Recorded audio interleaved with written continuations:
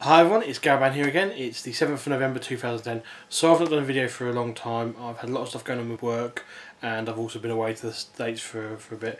This video is mostly going to be new purchases. However, I also just want to go through some of the recent Nintendo announcements in the last month a bit. The first thing is they finally announced the release date for the 3DS and its price. In Japan it's going to be 25,000 yen, which is about $300, and it will be out on the 26th of February. It's going to come in black and blue. No official dates for Europe or America, but they are talking about having it out by the end of March 2011, so within the month of the Japanese launch. Inside the box when you get it, you'll receive your console, the stylus, obviously guide manuals. You will also get the mains charger, as well as a charging dock, which the mains charger will connect into, so you can just rest the 3DS into there to charge it in the evenings. It also comes with a pack of augmented reality cards, as Nintendo is trying to push that. So you use the 3D camera on the front of the system, hold the card to it, and then it will create a item within virtual space. They've also announced you'll be able to transfer DSiWare games from a DSi console. Not too sure on the details of that at the moment. Rumour has it you'll be able to transfer the games over, and they will only be available on the 3DS from that point onwards. Other suggestions are that it will only be certain games, and Nintendo have came out and said that it won't be all games, and there'll be a limited number of transfers. So people with massive DSiWare collections may actually run a bit short. Nintendo also going to offer Virtual Console onto the 3DS by way of Game Boy and Game Boy Color games. There were reports there will also be Game Boy Advance games, but at the moment this is not going to be the case. Hopefully they'll look to bring out Game Boy Advance games later on. One that I would really like them to do, which I don't know whether we will see or not, will be to release Virtual Boy games. I mean, the 3DS is a 3D console, the Virtual Boy is a 3D console. It means they've got the facility there to do that. I hope they can bring that out. We'll see. Other thing Nintendo's doing, they're releasing a new version of the Wiimote. This one's going to be known as the Wiimote Plus. It's basically a Wiimote with embedded Wii Motion Plus. It's coming in 4 different colours. It's going to be black, white, light pink and light blue. The Wiimotes will cost you about £5, $10 more expensive than the existing Wiimotes, but as I say, they come with built-in Wii Motion Plus, so there's no need to have the thing plugged on the bottom. And finally, the big Nintendo thing is that they are celebrating the 25th anniversary of Mario and the Nintendo Entertainment System. Now, to celebrate this, they are releasing limited edition Wii's, DSi XLs, and also re-releasing Super Mario All-Stars onto the Wii. The package for the All-Stars will be just the game as it was on the Super Nintendo. It's going to come with an audio CD and booklet, and will be available in Japan on the 21st of October for 2,500 yen.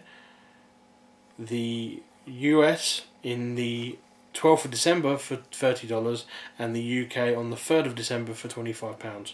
The limited edition Wii is going to be in red with a red Wiimote Plus, and in Japan it will come with an installed copy of Super Mario Brothers, which has been modified to replace the question mark blocks with 25 blocks.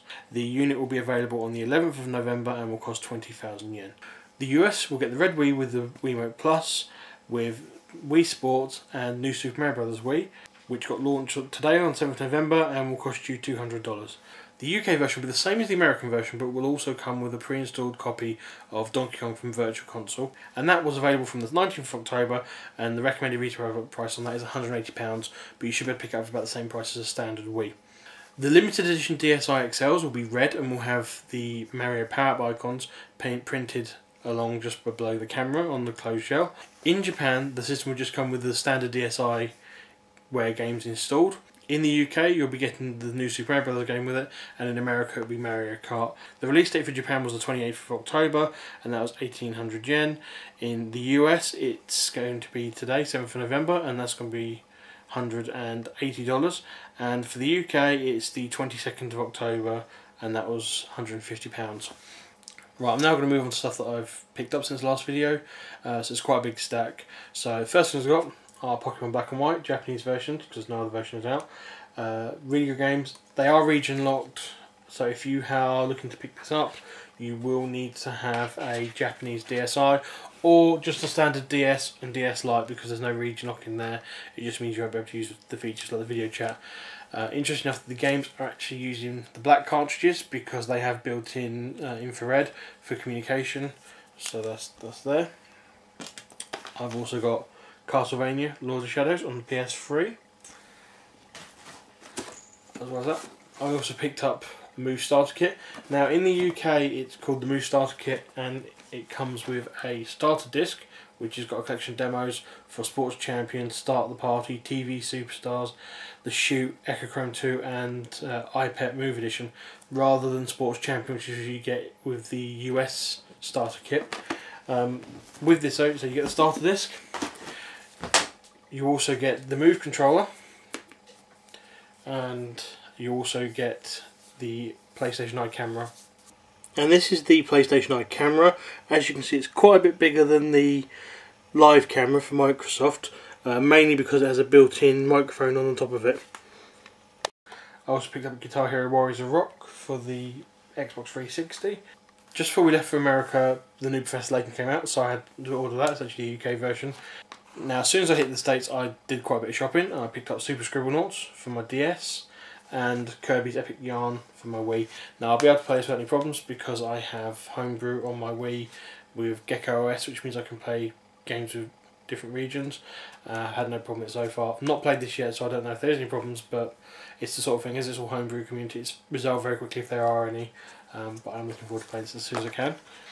I even picked up the new Time Crisis game, which is Time Crisis Raging Storm, which comes with Time Crisis 4 and Dead Storm Pirates, which are 3 games in one. It's for the Move, but it is compatible with Guncom 3 if you've got one, which is good. So I've got Guncom 3 and I've got one Move controller, so I can actually play the game 2-player or with 2 controls myself, which is what I enjoy doing without having to worry about that. Now to play this, I also picked up the PlayStation Move gun accessory, which is here, and it's quite interesting. You've got a trigger switch that reacts, as you can see in there, to that there, and you've got a slide, let you take the top off. You've got the select start buttons either side, and you've got the bit for the cord, and then your Move controller just locks into place there.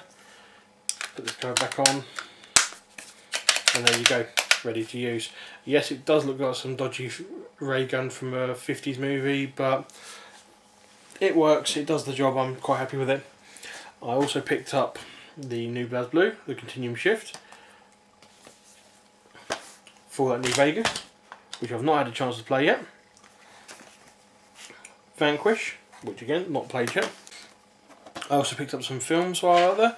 I picked up the unrated director's cut of Land of the Dead, which is a film I actually quite enjoy, as well as this one, which is called Underworld. Not seen it. It's meant to be a collection of 6 Japanese horror movies. Not seen it yet, but we'll see later on.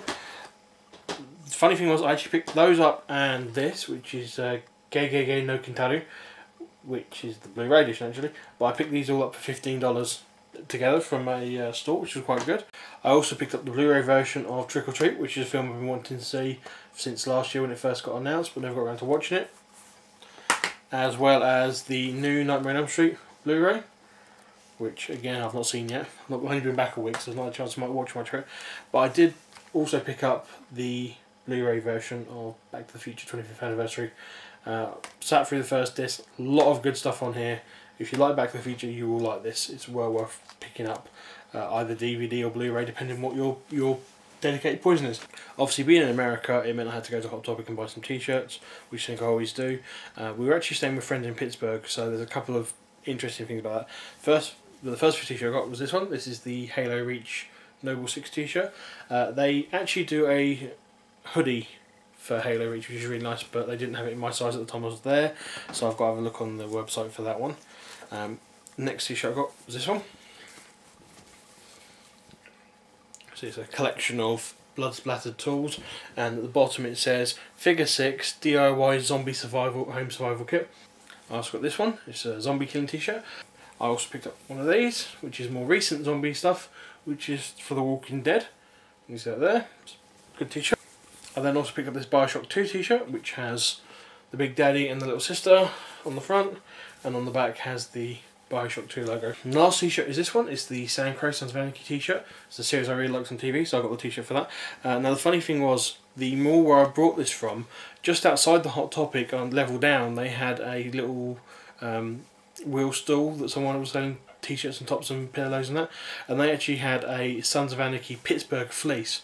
That was obviously a fake fleece from the series, but it's meant to be Sons of Anarchy Pittsburgh chapter. And I was debating picking it up or not, but I decided not to because it just didn't seem to have a good enough quality to it. So that's the t-shirts. Now the last thing I brought in America, and it literally was the last thing I picked up from the airport before we left, is this. It's the Freedom iConnect keyboard. It's a portable Bluetooth keyboard. It's closable, so it's nice and portable. It has a little pull-out slide where you can have a place to leave your phone or iPod or whatever you're using. This one actually runs on HID, which is Human Interface Device Protocols, which is a standardised communications method over Bluetooth and various other things for using keyboards and mice, which is great because it means it works with things like the PlayStation 3, my phone for example, so I can write long posts without having to worry. Now the funny thing is, I picked it up from the airport just before we left from a World Travel store. Now 8 years ago I had a Palm Tungsten T device, which was one of the first Palm devices to have Bluetooth enabled, and I was looking for a wireless keyboard from there. And I was in Pittsburgh and we were waiting for the plane, and I actually went into the same World Travel store and I just happened to notice they had it there, and this is the Freedom keyboard. Now this is actually similar, it's a Bluetooth keyboard, it has the pull-out dock, but this actually uses the serial protocol, so it means for most items you need to have drivers installed. And this has done me great for years with devices that were serial enabled and had drivers available for them. Now I'm finding it hard and hard to find functional drivers, especially for newer versions of Windows Mobile. Wouldn't work with the PlayStation 3, so I was looking for the newer keyboard and I found one. And it just made me laugh that, you know, it's the, you know, I check around, can't find anyone selling them. The one place I find the newer keyboard that I want is the same place where I accidentally stumbled across the older keyboard I've got. Just made me laugh a little, that's fine. So that's most of the stuff I picked up while I was in America. Had a really good time. Went to spent a little time with my friends. Went to a Halloween party with some of their friends. It was good fun. Always enjoy it. If I could, I'd move out there, to be honest. And trust me, it's something I am contemplating, thinking about. Now, the day I landed back in America, I found this had come for me through the post. This is the Fable 3 limited edition version. It comes as a big hardback book looking like item, which you have tab to pull on it, magnetic held, and under there you have your game. Now obviously with the game you also get a collection of DLC, which is a new quest, a new region, and a new outfit for both female and male characters, and also a new breed of dog that you can then choose. But the other thing it has is it has this little foot rub on the bottom and a pull-out drawer. Now in the drawer you get your physical items for the limited edition. One thing you get is this. It's a rather heavy, feels rather heavy. It's a coin. It's a good and evil coin. You've got bat wings and evil on the one side, and good and angel wings on the other. And you also get, I'll go there, a deck of Fable 3 playing cards. I've not actually opened these yet. I'm not going to open these because I don't really use playing cards that often, and I'm not going to use these cards. But again, just folds away, magnetic holds it in place. Other things I've picked up since I've been back is the new Predators movie on Blu-ray. Luckily it's an AB disc, that actually means it will work on both Europe, American and Japanese Blu-ray players, for those just interested. I also went out and picked up DJ Hero 2, really enjoyed the first one, picked that up on a whim when it got launched, thought I'll give it a go, it can't be bad. Really enjoyed it, really enjoying this as well, great game. I also finally got around to picking up Red Dead Redemption because Game were doing it for $24.99, and also because the Undead Nightmare pack's just been released, and that's something I was really looking forward to, being a big fan of zombie stuff. So that's all the new stuff I picked up since the last video. Sorry it's been such a big gap, but it's been hectic with work and trips and things like that. But I'm hoping to make sure I keep doing the videos more regularly. So feel free to keep leaving questions and comments on the comments page, or send me a message via Twitter via @Galban. Or if you want to do what other people are doing, you can subscribe to the channel. Thanks to those who have already done so. That's great. I just want to say a big thanks to my friends in the States, Heather, Brian, Jess and Megan. Thanks for letting us stay with you guys and see you guys. It's always good to see you.